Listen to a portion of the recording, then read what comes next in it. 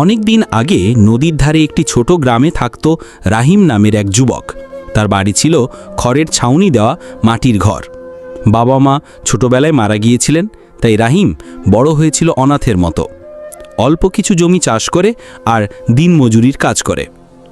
রাহিমের স্বপ্ন ছিল একদিন সে নিজের দোকান করবে, কিন্তু পকেটে টাকা নেই, হাতের কাজ ছাড়া আর কিছুই তার কাছে নেই। একদিন কাজ থেকে ফেরার পথে রাহিম দেখল বাজারে অনেকে গরুর দুধ কিনতে এসে দাম বেশি বলে ফিরে যাচ্ছে।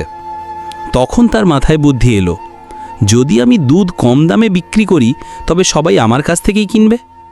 সে কয়েকদিন কষ্ট করে সামান্য টাকা জমালো, এক প্রতিবেশীর কাছ থেকে একটি ছাগল কিনল। প্রতিদিন সকালে সে গ্রামে ঘুরে দুধ বিক্রি করতে লাগলো। দাম কম রাখত, কিন্তু মান ভালো ছিল।